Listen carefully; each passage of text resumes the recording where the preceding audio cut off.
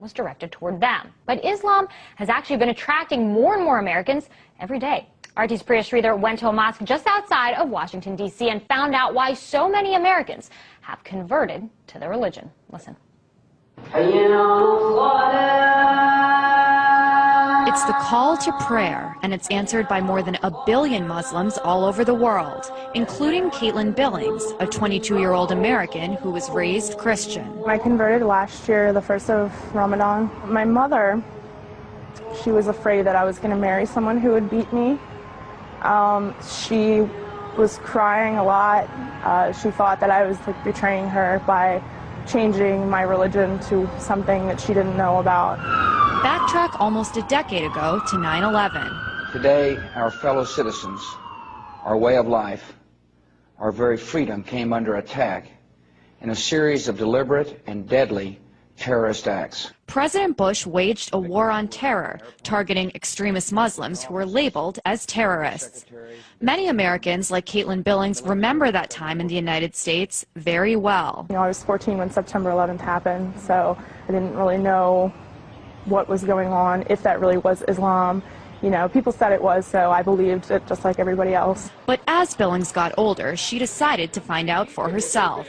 And her investigation led her to the Mustafa Center, a mosque just outside of Washington, D.C. that has become a haven for many Americans like Billings who have found Allah. A new poll found that almost 40% of Americans believe that Muslims should carry identification cards. Despite that, 20,000 Americans every year decide to convert to Islam.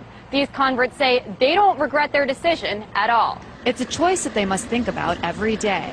Around the world since 9/11, Muslims have battled bans of their religious clothing, profiling in airports, and discrimination in their everyday lives. People that I knew since I was very small think that I've changed personalities because of this.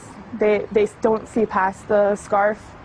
They just see the fact that I've changed. After joining a class to learn more about Islam, Carl Dodge also decided to become a Muslim. One of the big jokes that I've always made is before I actually sat down in the class and opened my Quran, everything I knew about Islam I had learned from CNN, you know?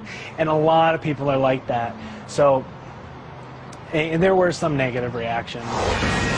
And when it comes to the mainstream media, the depiction of converts can be somewhat extreme. That Pakistani officials have arrested Adam Gaddan. This is the American-born spokesman for Al-Qaeda. Fox's working. First there was John Walker Lind, the Californian who converted, joined the Taliban, and ended up fighting with them in Afghanistan. And then more recently, it was Jihad Jain, the blonde-haired, blue-eyed convert who allegedly recruited people to wage violent jihad.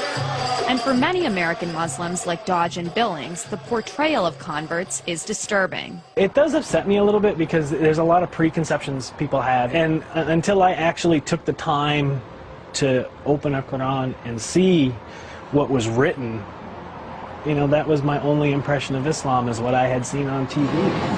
And in the United States, they say a culture of Islamophobia just doesn't make sense. It's a right to practice your religion. That's what this country was founded on. Not only, you know, is it supposed to be that way here, this country was founded on those principles. That's, you know, people that started this country were fleeing religious persecution. I just had somebody ask me the other day, oh, so are you against America now? And it's like, okay, I'm a U.S. veteran as well. I served in the U.S. Navy. And so I do believe in this country. I volunteered to defend this country. I volunteered to, you know, stand up for what the Constitution says. No matter what unfolds around her, Billings says she's proud to be a Muslim. If no one in the world wants to talk to me and be my friend, I still don't regret it. You know, I am completely happy right now. Happier than I've ever been in my entire life. A happiness that might not make sense to those around her.